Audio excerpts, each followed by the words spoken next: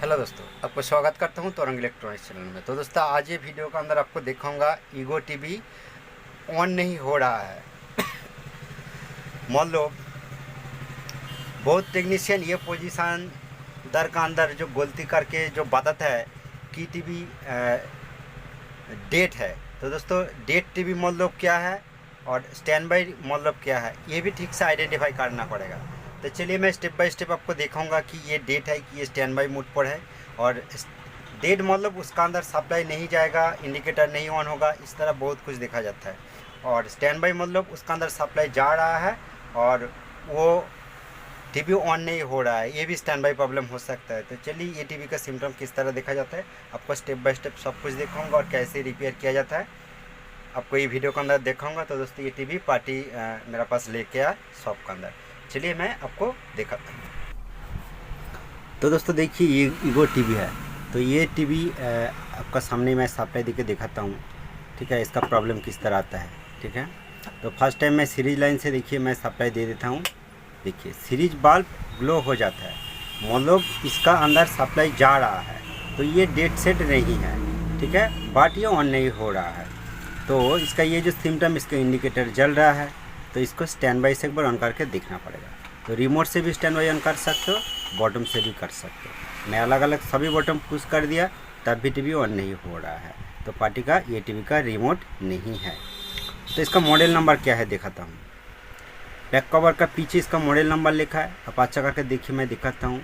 देखिए C1114J, ठीक है, C114J ST120B इसका मॉडल नंबर है। तो इसका बैक कवर में ओपन किया। ओपन करने के बाद देखिए, आपको दिखाना चाहता हूँ कि ये अल्ट्रा स्लिम 14 इंची अल्ट्रा स्लिम का पिक्चर ट्यूब है। और ये पीसीबी बाहर करने के लिए कुछ वायरिंग को ओपन करना पड़ेगा। ये ऑडियो वीडियो AV2 का और ये स्पीकर का, ठीक है, दोनों स्पीकर का ये कनेक्शन है। तो ये स्पीकर वायर ओपन करने के बाद ये जो सेंसर का और की का ये पॉइंट भी ओपन करना पड़ेगा, और ये डिगोसिंग कॉइल का। तो ये सब कुछ ओपन, तब ये पीसीबी उल्टा करके काम करने के लिए बहुत आसान हो जाएगा। तो चलिए, उसका बाद ये जो AC कॉर्ड है, AC कॉर्ड को ओपन करना पड़ेगा। तो AC ये ओपन किया और इसका कनेक्शन AC कॉर्ड का सप्लाई में कनेक्शन करके ही रखा हूँ। और इसी टाइम एक बार सप्लाई देके चेक करना पड़ेगा कौन पोजीशन दर का अंदर कौन सा वोल्टेज मिलता है और क्या इसका प्रॉब्लम पता चलता है कि नहीं। मीटर को इसलिए मीटर का नेगेटिव को ये पिक्चर ट्यूब का नेगेटिव का साथ मैं कनेक्शन कर देता हूँ। और उसका बाद मीटर का मैं 200 DC रेंज पर सिलेक्ट किया, ठीक है। 200 DC रेंज पर सिलेक्ट करने के बाद सप्लाई देके दिखाता हूँ।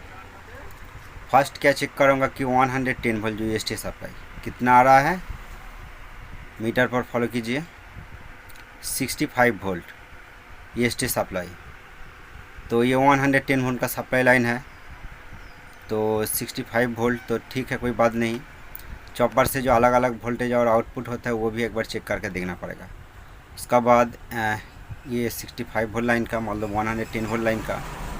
और उसका बाद ये 6.4 वोल्ट। और उसका बाद ये डायोड से 22 वोल्ट। और उसका बाद जो डायोड है यह से 6.5 वोल्ट। और उसका बाद नीचे और एक डायोड है, ये डायोड से 8 वोल्ट 9 वोल्ट के आसपास। तो मतलब लगता है ये स्टैंड बाई मोड पर है। तो इसीलिए ये जो की का पॉइंट है आप टच करके भी देख सकते हो। मैं इसी टाइम एक बार ट्विजर लेकर शॉर्ट करके देखता हूँ। दोस्तों, ट्विजर से मैं शॉर्ट किया। शॉर्ट करने के बाद देखिए दोस्तों, 108 वोल्ट तो EST सप्लाई बन गया। इसका मतलब ये स्टैंड बाई मोड पर चला गया था, ठीक है। तो 180 वोल्ट लाइन एक बार चेक करके देखना पड़ेगा EST बन रहा है कि नहीं। देखिए दोस्तों, EST बन रहा है 178 वोल्ट। तो लगता है टीवी ऑन हो गया। तो दोस्तों ऑन हो गया था, तो फिर भी ये स्टैंड बाई मोड पर चला गया, क्योंकि मैं सीरीज लाइन से अभी टेस्ट कर रहा हूँ, ठीक है। तो वोल्टेज तो अभी ओके है, फिर भी टीवी ऑन हो गया। और आपको दिखाना चाहता हूँ, इसी टाइम देखिए टीवी ऑन है और सीरीज बल्ब देखिए धीरे धीरे ग्लो हो जाता है। तो ये जब फुल ग्लो हो जाएगा टीवी, फिर भी स्टैंड बाई मोड पर चला जाएगा। तो मतलब आपको डायरेक्ट लाइन से टेस्ट करना पड़ेगा, क्योंकि बहुत PCB ultra slim PCB direct line से टेस्ट करना पड़ता है। तो आपको डायरेक्ट लाइन से टेस्ट करके दिखाऊंगा, बट टीवी तो ऑन हो गया, इसका मतलब ये स्टैंड बाई मोड पर चला गया था, यही इसका फॉल्ट है और कुछ नहीं। ठीक है, तो दोस्तों आप ये वीडियो शुरू से लास्ट तक देखिए, पीसीबी का बहुत कुछ इन्फॉर्मेशन आपका साथ शेयर करूँगा। तो चलिए मैं आपको और क्लियर करके दिखाता हूँ। तो दोस्तों मेनली ये पीसीबी का प्रॉब्लम तो पता चल गया कि इसका कुछ भी बॉटम काम नहीं कर रहा है, मतलब इसका अंदर जो इसका घर का रिमोट है, टीवी का रिमोट है, लगता है वो रिमोट भी फॉल्ट हो गया, हो सकता है रिमोट का बैटरी भी नहीं है और बैटरी भी ख़त्म हो गया। पर दोस्तों ये पीसीबी का जो EST नंबर आपको दिखाना चाहता हूँ, आप देख सकते हो कि नंबर इसका क्लियर नहीं आ रहा है, तब भी आप देख सकते हो, मैं आपको दिखाने के लिए कोशिश कर रहा हूँ। इसका अंदर जो नंबर है कुछ भी पता चल रहा है कि नहीं, आप देख सकते हो और आप स्क्रीन कैप्चर करके भी रख सकते हो। ठीक है, तो एक्चुअली इसका ऊपर जो नंबर है कुछ भी क्लियरिटी नहीं है। बट दोस्तों आपको बताना चाहता हूँ कि ये जो EST का नंबर और EST का टाइप देखिए, जो चाइना पीसीबी का अंदर जिस तरह EST यूज़ होता है 1010 का। ठीक है, अब देखिए सेम तरह इसका कनेक्शन है, देखिए ये पिन का अंदर इसका सप्लाई है और इसका अलग अलग देखिए जो आउटपुट हॉरिजॉन्टल एडजस्ट करने के लिए, दोनों साइड एडजस्ट करने के लिए, और इसका बीच में ये लाइन से देखिए ये आउटपुट ट्रांजिस्टर पर सप्लाई चला गया। और दोस्तों 180 वोल्ट लाइन ये पिन है। ठीक है, और इसका अंदर ये ABL लाइन है और ये हीटर वोल्ट का है और दोस्तों नेगेटिव जो ग्राउंड है। ठीक है, तो 1010 AEST जैसा सेम कनेक्शन है, सेम जैसा है। बट दोस्तों 1010A और 1010E दोनों अलग EST होता है। तो यहाँ पर 1010A आप सेम नंबर का EST लगाएगा तो इसका पिक्चर बहुत हाई आएगा और इसका आउटपुट ट्रांजिस्टर भी शॉर्ट हो सकता है और पिक्चर बहुत बड़ा हो जाएगा। तो ये आपको ध्यान रखना पड़ेगा। तो यहाँ पर आप 1010E EST यूज़ कर सकते हो। ठीक है, ये पोजीशन का अंदर। बट देखिए इसका अंदर देखिए जो पॉइंट ये कितना ऊपर लगाया, देखिए ये जो हॉरिजॉन्टल एडजस्ट करने के लिए जो पॉइंट, इसका ओरिजिनल पॉइंट कितना ऊपर है। बट दोस्तों आपको सबको पता है कि 1010 AEST होगा तो सबसे नीचे लगाना पड़ता है, तब भी जो मॉनिटर पिक्चर ट्यूब होता है उसका अंदर नीचे लगाने के बाद भी पिक्चर बहुत बड़ा देखा जाता है। आपको इसी तरह RX EST दिखाना चाहता हूँ, मेरा पास है। तो मेरा पास ये जो EST है ये 1010E और 1010A का जो पिन फंक्शन होता है, सेमी पिन फंक्शन EST का अंदर है। ठीक है, इसका पिन कंटिन्यूटी सेम दिखाएगा, आप EST नंबर भी देख सकते हो। तो दोस्तों ये 17 इंची टीवी का अंदर ये EST लगाएगा तो इसका चारों साइड बहुत अच्छा करके एडजस्ट होगा और ये पीसीबी का अंदर भी आप यूज़ कर सकते हो। ठीक है, और ईगो ये टीवी का अंदर जो मेन प्रोसेसर IC आपको दिखाना चाहता हूँ, आप देखिए एक बार देख लीजिए।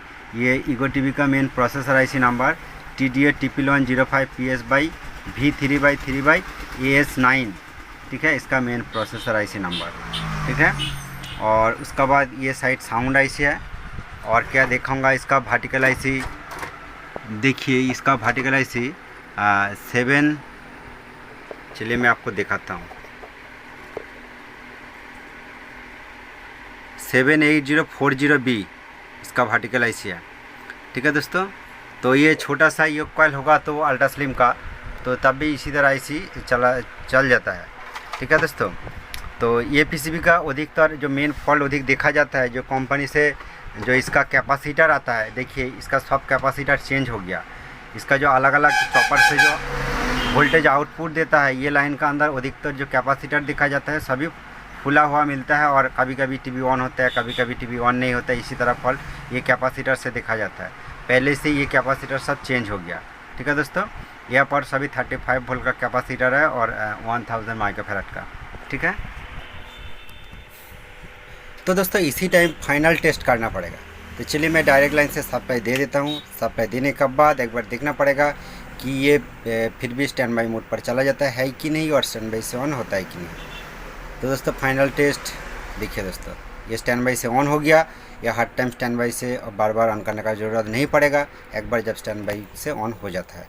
तो स्टैंड बाई से ऑन किया और उसके बाद इसका अलग अलग बॉटम एक बार पुश करके देखना पड़ेगा कि कुछ भी बॉटम ये काम कर रहा है कि नहीं। ठीक है, तो ये जो देखा जाता है कि इसका वॉल्यूम बॉटम काम कर रहा है, वॉल्यूम और चैनल प्लस और माइनस बॉटम काम नहीं कर रहा है, तो इसीलिए वो बॉटम से स्टैंड बाई नहीं ऑन हो रहा है। और इसका AV बॉटम काम कर रहा है। तो दोस्तों देखिए AV बॉटम दबाने के बाद ये AV 1 2 इस तरह ये चेंज हो जाता है। तो ये भी स्टोर हो जाता है कि नहीं, फिर भी सप्लाई ऑफ करके एक बार देखना पड़ेगा, ठीक है, क्योंकि इसका घर का रिमोट हो सकता है, इसका रिमोट नहीं है। तो चलिए मैं सप्लाई ऑफ कर देता हूँ। सप्लाई ऑफ किया, दोबारा सप्लाई ऑन करके एक बार देखना पड़ेगा कि ये टीवी ऑन होता है कि नहीं, और उसके बाद AV मोड पर ये रहता है कि नहीं। जब AV मोड पर ये आ जाएगा तो और कुछ भी करने का ज़रूरत नहीं पड़ेगा, रिमोट भी ज़रूरत नहीं पड़ेगा। तो दोस्तों देखिए ये वीडियो ऑडियो सब। तो दोस्तों ये वीडियो के अंदर आपको जो इन्फॉर्मेशन शेयर किया आपका अच्छा लगा तो प्लीज़ लाइक कर दीजिए, और ये चैनल पर अब ना है तो प्लीज़ चैनल को जरूर सब्सक्राइब करके रखिए। थैंक यू दोस्तों ये वीडियो फुल वॉच करने के लिए।